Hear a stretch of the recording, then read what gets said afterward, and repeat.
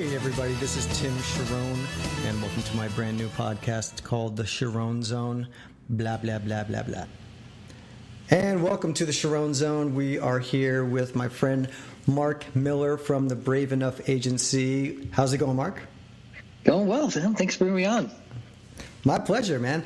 I'm excited for everyone to get some insight from you. You're a booking agent and you specialize in the college market, but you're expanding to other markets this year, right?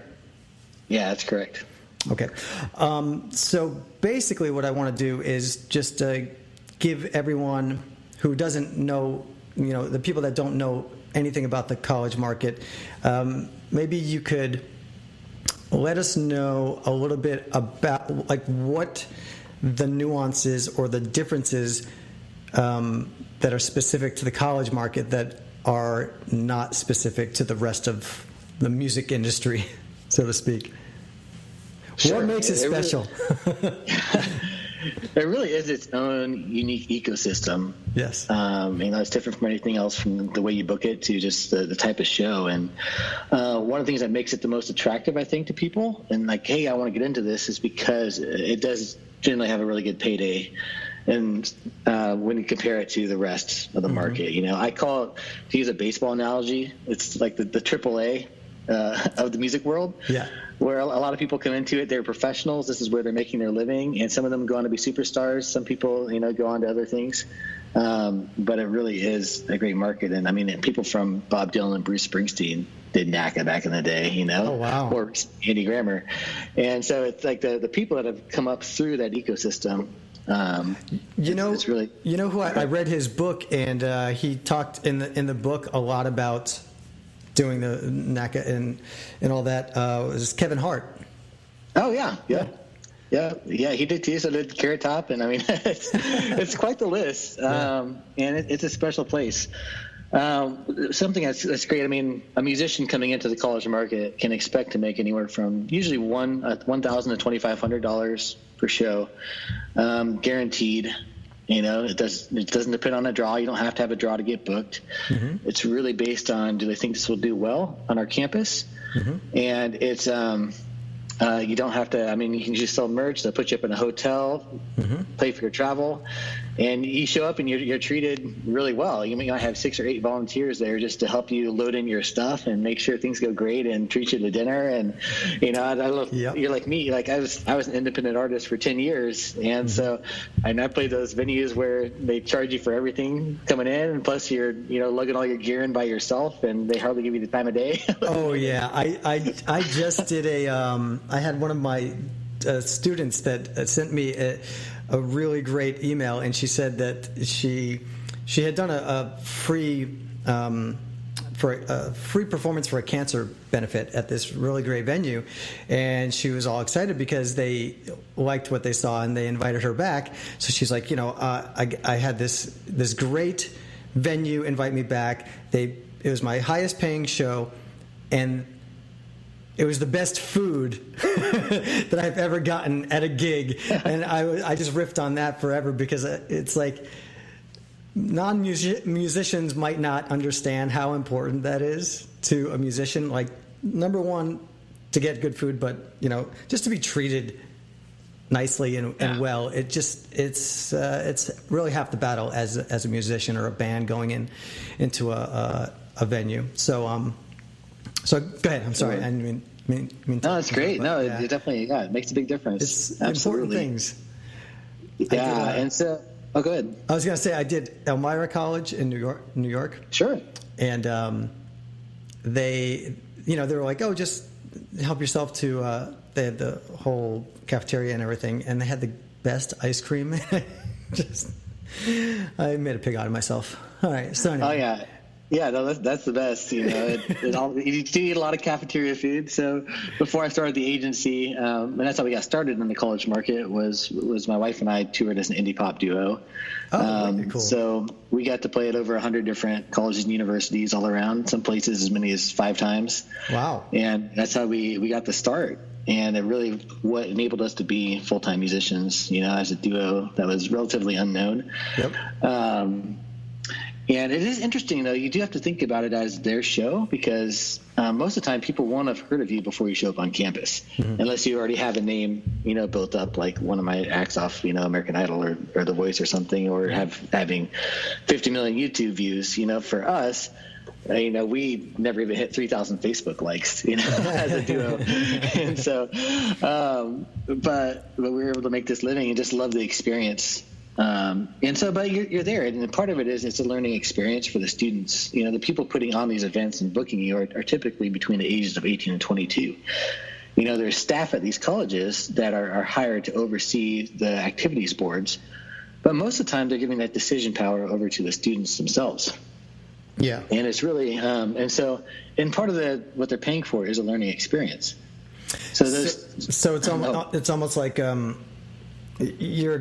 it's exactly like you're working with students that are learning how to put on events and book them, so they're kind of green, right? Absolutely. Sometimes they've done it many times, and it's a well-oiled machine, and they've got their advisor and a couple of grad assistants and 10 students, and so they've got the training down. But sometimes you're their very first event. Yep. And so you might show up, and the flyer might have the wrong date on it, and might not have any pictures, and they might have forgot to tell anybody altogether, because they had finals that week. Yeah. And so sometimes you show up and there's 3 students there, and it's like, hey, this is for these 3 students. Sometimes you show up and it's 500 people all there to listen, and they've already been watching your music videos, and they're engaged, and it's great. Either way, the check always clears. Yeah. And so that's nice. But you really do have to do more, and find more success when you bring value to them by helping them promote their event and being proactive, and but just realize this is a market more than any other where you can't have an ego coming into it. Yep. You just you're there for them, and it's their show. Well, I think that's a great point, because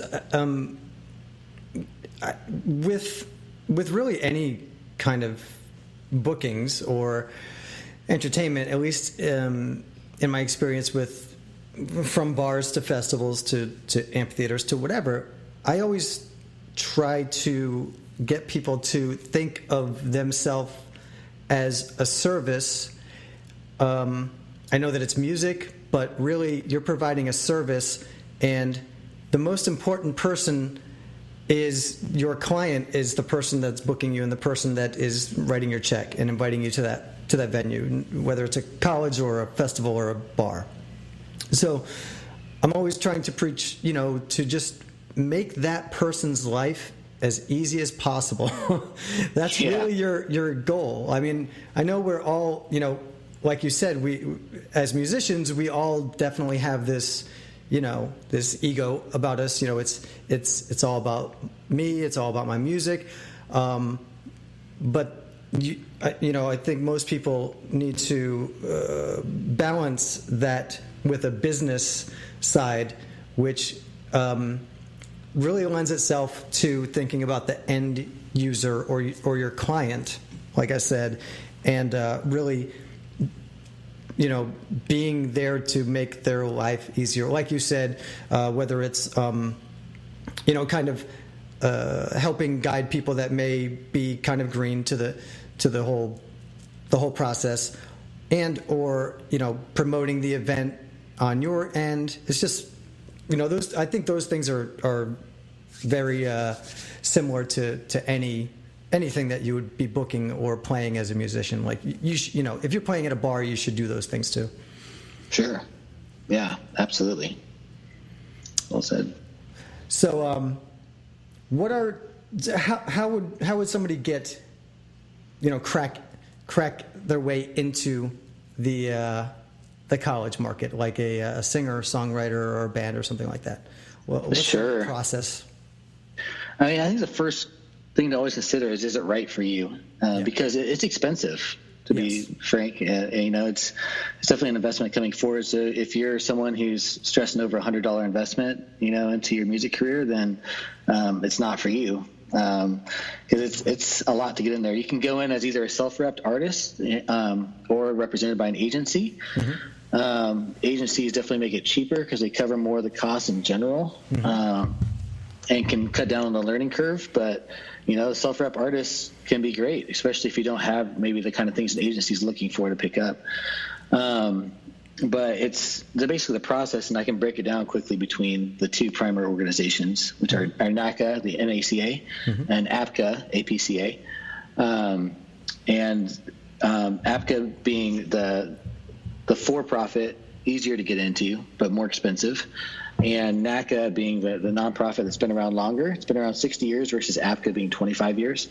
And but NACA can be a lot harder to break into, especially because getting a showcase can be a really crucial part for most people. So at these conferences, since your listeners might not be aware, there are several showcase opportunities that are 10 minutes long each for the bands to play in front of all of the student buyers. And then there's also marketplace time where you have a booth and you get to talk to people going about, what you do. And so at NACA, you can do either. You can just work the booth if you don't get a showcase. But to get a showcase, which for most people is the best way to get booked. Definitely. You have to submit, you have to pay to submit a video that goes before the selection committee, and that selection committee combs through 500 videos, in order to choose who are we selecting to be on this stage. And so you have to stand out. The first, and it goes through a several round process. Currently, we're evaluating that system, but right now, they split it into half and half, that committee, and they watch the first 90 seconds of your video, whatever you choose to submit, and then they quickly say yes or no, and then boom, on to the next round. And so they weed out over half those videos in that first 90 seconds. Yeah. So, so having a crucial, that could be a whole nother podcast on its own, is making a NACA submission video, because there are things that tend to work, things that don't. Yep. But you want to have a great video regardless, especially, and you and I, Tim, talked about this earlier, how that live performance aspect. You need to be able to show them, what do you look like on stage and what do you sound like on stage, because they've been fooled before, by out-of-tune stuff, and the last thing they want to be is embarrassed and have somebody show up on stage. It's just awful, but their video looked good. Yep. So they really value that live performance aspect. And it's worth paying someone to do a great video, because, if there are 7 regional NACA conventions, 1 national convention, to submit to all of those is going to cost you around $800. Yeah. And correct me if I'm wrong, for NACA, you could submit to all of those and spend that money and not get chosen for any showcases, and you're not Absolutely. Showcasing. Okay. Absolutely. Happens all the time. Yep. And in order to actually submit for a showcase, you have to buy a booth first, which is another $300 per conference. Oh, I didn't know that. Wow. And that's where it helps if you're with an agency as well, because then the agency buys the booth and the artists are just paying for their submission fees and then their showcase fees. So if you're selected, then you pay a $300 showcase fee approximately, depending on the conference. So it's a big endeavor. Yeah, this might be very new to a lot of people. Showcasing at conferences in general is a phenomenal investment. And I know a lot of people that have no idea. Back, maybe 6 years ago, I had no idea, what to do, how to get a booth, what to do with the booth, how to submit to showcase, all that. And then I found this FFEA that I was telling you about that now I work with, and they kind of held my hand for the first year. And since I did that first one, I've been all about conferences. If you pick the right one for your act, like you said, you get in front of hundreds of people that are booking either colleges or festivals or whatever the conference might be, and there's just no better way to book yourself than to put your act right in front of those people in the same room. Yeah, absolutely. That's what they're looking to first, and it stands out. And Yeah, and you're right. That first conference is going to feel crazy. There's nothing else like it. Mm-hmm. Yeah. and learning how to showcase is a whole other animal. It's way different than a show. Yep. And so I recommend when people, I'm like, don't just test one conference. You really need to try at least 3 if you're gonna go for it, because that first one's just gonna get your feet wet and you're gonna be like, oh wow, this is what it is. No matter how much you prepare in advance. Yep. And then you're kind of ready to get going and gain that traction. So. For us as a self-repped artist, we went to all 7 NACA regionals our first year. Mm-hmm. And by the end of the year, we ended up with 17 shows booked all together. We didn't do any showcases, just worked the booth. Oh, really? And wow. But you know what? That first conference, I think we booked 1, maybe 2 shows. But we were excited because we got something out of here. Definitely. And that's how you got to look at it. If you're booking 1 show for $1,500, you're breaking even at least out of that NACA conference. Yep. And then you're just trying to build on that. Our second year we booked 30-some shows and 40-some shows and 50-some shows. And our last year doing it full time as independent musicians, we booked 60 shows for $120,000. And so it's like, okay, now we're making our living doing this and able to save and able to pay for our album, to get produced and all those fun things. So I just want to make that clear. So you guys as a duo, mm-hmm. you guys in your say 3rd or 4th year doing the conferences booked 60 shows and made 120 for the year. That would have been our 5th year, or basically like the 4th year really. So everybody listening and watching, that's $120,000. So this is I think this is a good question. So what, for a typical year, if you're doing those conferences, you said you did like seven conferences. Mm-hmm. What do you think that total was like, or say per conference, about what would be the estimate of what you're spending? Yeah, it changed over the course of that. When we started out, we were couch surfing everywhere, so, your hotel costs can be significant. So by later on, we were staying in the conference hotels and spending more. But we probably spent around $25,000 a year and invested 3 months of our time every year going to conferences. Yep. So, and you can't just hit it and then be gone because the turnover is so huge in the college market. You've got to stay there. You've got to stay present and stay consistent. Yep. And so, but really the best way to do it if you're trying to build a long-term music career is you got to dive in and say, hey, college market's going to be at least a 3-year investment pulling in. Mm-hmm. But then what am I doing beyond that? Like I'm taking this, I'm leveraging it for the next opportunity. Using these resources in order to further my craft and get myself into other venues in those areas. Because that's the other brilliant thing about the college market is most shows are during the week, Yeah. Monday through Thursday, really. Occasionally they've got those weekend shows, but most stuff's Monday through Thursday and sometimes even day shows. And there's no radius clause. So you can go book a club the next night. You can book right down the street. Yeah. If you want to go book someplace that's got the prestige and you want to open up for somebody but only make a couple $100 or something, you can, because you just made $2,000 the night before playing this college in the same area, and they pay for your travel. Brilliant. That is brilliant. Yeah. I love it.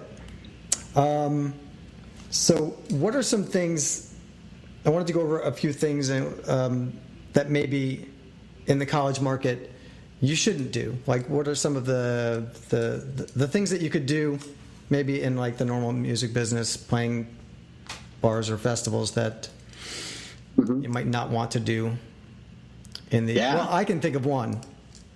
Well, what's your one? I advise people to not party anyway, but you can't really party at a college. Yeah. You've got to really guard it. The advisors are looking out for the safety of their students. Yep. And our campus. Anything that happens comes back to them.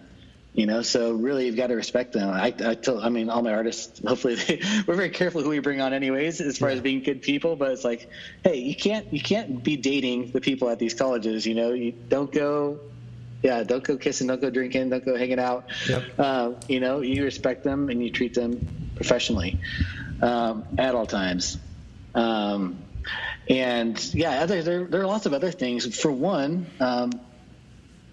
surprise, surprise, most of them aren't musicians. Some of them are, but they probably don't know the Beatles, which is crazy, right? Yes. So if you're playing a cover song and you're trying to connect with people, you gotta play stuff that's relevant to them.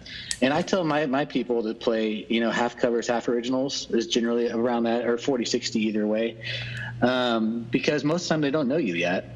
And you got to introduce them, but you've got to catch them with something that's familiar, especially on the showcase stage, especially when you're going for that showcase video. Definitely. Because they're going through 500 videos to select you. They don't have the time or the thought capacity to listen to how great that verse led into that chorus or how that bridge turned it around, because that's way past 90 seconds anyways. Yeah. You're hitting those hooks. And stuff they know, and then a little bit of original to show them that you can do that. Yeah. But you're really focused on how do I connect as quickly as possible with this person with something that they love and they connect with.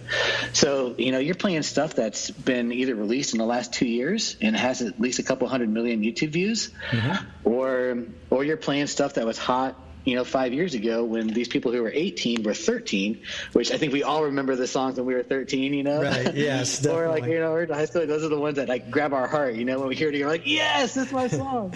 But it's just so funny, you're playing songs that are 5 years old because they're nostalgic for these 18-year-olds. That's great. That's a really great point. I advise people to do the same thing whenever I'm opening for a national act. That's exactly my plan of attack. I've seen a lot of opening acts make the mistake of playing an hour straight of original music, and as much as that might be fulfilling for them as an artist, it's dreadfully boring. Let's be honest, because nobody cares yet. Right? Nobody cares. Don't care. Exactly. And you could have the greatest songs in the world. If nobody knew, if Garth Brooks was playing and he played an hour of songs that weren't released and nobody had heard, it'd be pretty boring because nobody could sing along. Nobody would be like, "Oh, when I was this age, this was my favorite song," and I have these great memories to these songs. So I always advise people to do maybe if you're opening for a national act, do an original, then do a cover, but make those covers the covers that are universal, that everybody knows. That everybody in that room is going to know every word to that song. So that's a great bit of advice right there. So go ahead. Sorry. Yeah, no, you're exactly right. Because if you're not playing something that's universally known, you might as well be playing an original. It's the same effect. Yes. So yep. So connecting with that crowd. I noticed a lot of people do medleys because they have such a short period of time, and I just thought of this. Attention spans being a little bit less shorter than they used to be. Medleys seem to go over really well. Absolutely. Medleys are great mashups. Sometimes even mashing up an original with a cover that's well known. Yeah. Can be a great way to introduce them to your stuff, and help them connect. So, and just being creative, just be you. So those are all things that are huge in this market. And then just be kind, being relatable. They want to be friends with you, and they're going to remember the people that are friendly. and also it goes, man, they talk. These schools talk to each other. They know each other. Your reputation goes a long ways. Yep. If they had a bad vibe from you, man, they're all talking about it. If they had a great experience, they're all talking about it. And that matters to them. Yep. So. And that's the thing with conferences too. Everybody gets together somewhere at a conference space, and it's kind of like a once a year little family reunion for the students and for everybody else that's there, because people do it consistently every year, so everybody gets to catch up. And if you have a good reputation, we'll just say if you have a good reputation, then that spreads really quick, and if you have a bad reputation, that spreads really quick too. So I'd like to go into a little bit about attracting a booking agent, kind of, separate of the college market, unless you had anything else that you wanted to just add about the college market itself. Because I think it's very interesting to people, because most people don't, really know much about the college market. Sure. So for like attracting an agent in the college market? Well, I'd like to skip over to like question, or maybe going into more about just your tips on how to attract a booking agent in general. In general, sure, absolutely. I mean, a lot of people, that's their first question is like, I need an agent, when they're not making money yet. And trying to get into it, Yes. They're like, I got to make money this somehow, so I need an agent, and it's like, well, the truth is, no agent's going to pick you up until you're making money, unfortunately, unless it's your friend, because, it's a lot of hard work in that development, and you've got to have something that we can sell. 1,000,000%, totally. Yeah, so, I mean, video is king. No question about it. That is literally in my book. Yeah. If you don't have video content, we can't book you. Mm-hmm. No matter how great you are, and that's the first question. No matter how great our relationship is with somebody, and they trust us, and how many people we've sent their way that are all awesome, I can't sell them something that doesn't have video. So start there. I'm so glad, Mark. I'm so glad you're on this. This is really. I don't know if. It might seem obvious to some people, but this is really the real deal. This is exactly what people that are booking venues, no matter what kind of venue they are, we talked about it earlier, and yourself as a booking agent, this is exactly what they're looking for. So everybody listening and watching, definitely pay attention. Yeah, no, absolutely. That's why we started Brave Enough Productions. Our production side was because that content was king, and we had artists that needed it, and that challenge to get great content that's affordable but done well. Because also bad video is not a good thing. So, all right. Oh, hey. Sorry, my son just came in to say goodnight. Everyone on the podcast, you want to say goodnight to everybody on the podcast? Good night. That's Rockwell. So Rockwell toured with us for the first year and a half in NACA too. Really? And did a lot of shows with us. So right on, Rockwell.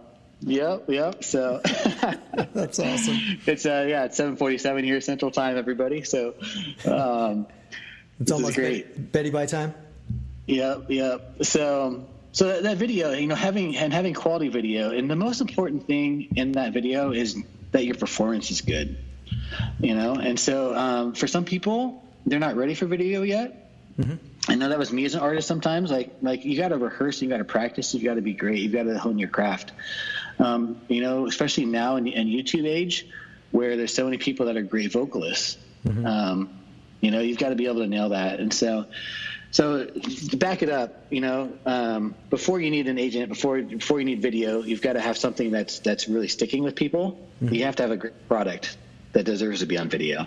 So, be able to get that traction. You should probably be playing out some just local places wherever you can, whether it's a coffee shop or a bar, mm-hmm. or a house show for your friends, and mm-hmm. see what kind of reaction you're getting. And you can always ask, video people, like people who are doing music videos and stuff, hey, what do you think of this song? Maybe just an iPhone video, mm-hmm. and then ask them, am I ready to do something bigger? Yeah. And that's what I mean, because we'll say it all the time, but when we're working with people, it's like, well, show me what you got before we shoot a video of it to make sure that it's, it makes sense for you to spend this money, because when you do get video, you want to make sure it's great video, and that's going to probably cost you, you might get a one-shot video that looks great, and sounds great for, $400 or $500, but if you're going to be getting those live performance videos, you can easily be spending $1,000 to $2,000 for quality, videos. Yeah. Music videos are same range. I mean, of course, you can go bonkers on that and spend tens of thousands of dollars, but don't ever do that unless you're making 5 times that a year in revenue at least. But you do need to have. You're talking so for submitting though. You're talking live video. Live video primarily. I think it's great to have a good looking official music video, quote unquote. Yep. Because it shows that there's something behind you. You know, your branding is important. So not only just having that great video content, but then what's your website look like? What do your photos look like? What does your bio say? All those things that show that need to be done at a high professional level. And that's not the same as expensive necessarily, but it needs to be done professionally well in order to sell yourself, because that's what we're looking at. And there's, you know, we get a lot of submissions, you know, as an agency. And, you know, everybody gets hundreds of emails. And so sometimes that's all you get is a quick look. We'll look at the website. Oh, does it look like they put money into this? If not, then they're probably not investing in their career, and it's not something that we're willing to invest our time and money into if they're not, you know. Another great point, right? You know, as a business, you have to have people, you know, you have to work with people that are investing in their own career for you to invest in their career. So in other words, if you see an act that submits to you and you see that they're not investing in their own career, then you kind of don't want anything to do with it. I mean, personally, I wouldn't either. You know, I mean, it's kind of, it makes sense. It makes sense. Yeah. And so that's having that work ethic. You know, we say to people, you know, we don't just represent you represent us. You know, we have an expectation of the people that we work with. There's an expectation of our artists, you know, that they're going to be fantastic, high caliber when they come to campus, that they're going to treat people well, regardless of how their day's going, you know, that they're going to be positive, you know, and that they're going to be on time. They're going to be reliable and consistent. And so, you know, we need people that we can trust. You know, we have to be able to trust you as a person. We have to be able to, you have to show commitment and show reliability. You know, you have to respond to texts and emails and calls, and show work ethic that, hey, you know, I'm in this is my business. And then those people that are like that, that'll say yes to everything, you know, we'll go to bat for them, you know, and that's our first pitch. You know, because we know they're gonna do it. Like one of my artists on my roster, Jordy Searcy, he's doing great now, and he's starting to gain some great traction on Spotify, getting a lot of, you know, Spotify curated playlists and stuff with his new singles, and I think he's up to a few 100,000 monthly listeners now, which is awesome. But I've been working with Jordy since the start of the agency, actually, back in 2016. And one thing about Jordy is he's always been humble, always been a grower. And even though he was on The Voice a number of years ago, but never let that define him, you know, or change who he was. And so he's always continually worked on his craft. He's always paid other people first before he pays himself. He lived off peanut butter sandwiches on tours, you know, sleeping in the car when he had to, you know, doing those things and working hard and just riding with everybody, and never ever had a bad attitude or was negative. It was always like, man, I just love thank you for this opportunity. I love doing this. This is so great. Even though he was working his tail off every day and not sleeping much some nights and driving long tours. And, but you know what, it's paid off. And now he gets to, you know, now he's choosing more. It's more his career that's being nurtured, and he gets to be more selective with what he's doing, where he's putting his time. You know, and he's signed a fantastic manager. Had a lot of exciting stuff happening, but that's happened with that hard, consistent work, honing your craft of songwriting. He's written hundreds of songs. You know, but you really do, and sometimes it takes that 4 years of consistency before you really start to see that take off. And so we're looking for someone that's done that already. That's put the work in, that we can say, okay, I see you're doing this. I try to advise people that the best thing that you can do is work on, you know, you have your own DIY music business, right? We all do, and you know, you work on your developing yourself and booking your shows at whatever level you are. I mean, if you're playing, I started at bars and restaurants. That's what I did. That's how I made a living. Playing 5-6 nights a week on bar stools, solo acoustic, and you know, you get good at booking all those shows, and you show consistency, and you show the world that your work ethic by playing all these shows and letting everyone know what you're doing, but the more you can build it yourself, then people will. The key word that you said is definitely trust, because then people will trust that, okay, this person's willing to do it for themselves. So if they have that work ethic, then that's going to translate to our company, because it's very important for you to trust the people, because it is basically like you said, the act is representing you as well. Wherever they go and perform, and you booked it, it's your name on the banner too, so to speak. Yeah. Yeah. And I'd say one more thing to throw in there, that be careful how you handle disappointment. That speaks even more to you than how you handle success, I think. Yeah. Because it is, you probably know, Tim, as an artist, it's a roller coaster. Oh, yeah. And some days things are awesome, and you're like, oh, yeah, this is a huge win, and a whole huge win this season. And other times there's just things that happen, sometimes in your control, sometimes outside your control. And you're just like, oh, shoot, well, that sucks. But how you handle that and how you treat your team in those moments is huge. Because it defines, who do you want to be around and who wants to work with you. And, because if you're a positive person and you can keep positive even in disappointment, then you're more likely to get to keep trying with that person. So yeah, I mean, it really I've found that it really pays off I have this summer we played our biggest tour yet. We opened for I think 7 national acts, and all of the big shows that we did, except for the last one, we opened for Parmalee a few weeks ago. But during the summer, all the big shows that we did, not a single one didn't have unbelievable logistic problems.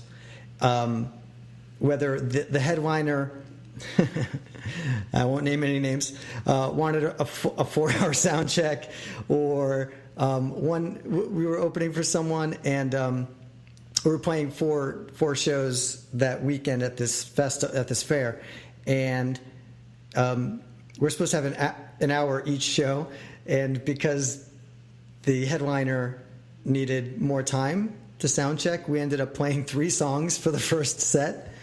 Wow. And then throughout the weekend, they were just like, the organizers were like, okay, you guys are supposed to go on at 3:00, but so you guys can go back to the trailer and just chill. And then they would run back there, at 2:00 and be like, oh, we need you guys on stage in 10 minutes. And and through all of those, I just kept telling the band, like, hey, this is a great opportunity for us, and it's a great opportunity to show how agreeable and how flexible we can be, because the people that were running it were super cool to us, and I was like, we just need to be like as flexible and agreeable as we possibly can, because at the end of the day, it's still a great opportunity. We're getting paid a lot of money, and next year, when they're going to book somebody to play at these things, they're going to be like, hey, those guys were really cool to work with and didn't complain when things were getting messed up. So, I just thought I'd throw a few examples in there. Yeah, absolutely. No, I was just talking with the head of a rather large organization that works with lots of big agencies and artists, and they were saying, the age of basically just the terrible person rock star is over. There's just too much talent out there, so people don't have to work with terrible people, and they won't, because there's just plenty of talented people that are kind and fun to work with. So be that. Yeah, I always say. Axl Rose can't even get away with being Axl Rose anymore. Well said. Definitely. Yeah. Well, these are, really, really great, enlightening tips and ideas for everybody listening and watching. So I really appreciate you taking your time. I know that you were running around a lot today and you had a lot on your plate. and you had the kids to put to bed and stuff. So thank you, Mark, so much. Let everybody know where they can find you and check out your website and everything. Sure. Yeah. So our agency, we're Brave Enough Artist Agency. So braveenough.com is our website. And so, we have the joy of working with nearly 50 different artists and speakers, from Jordy Searcy to, on the speaker side, Rick Barker. I was going to say, so many people may know. Yeah. So, just a lot of wonderful people. Hopefully we'll get to hear from some of your people, and but just wish you guys the best in your music careers. It's an exciting place, and what an amazing job we get to do, to make music that changes lives and that blesses people. So, absolutely. Thank you so much, Mark. I appreciate it. Thanks for being on. Yep. Thanks, Tim. All right.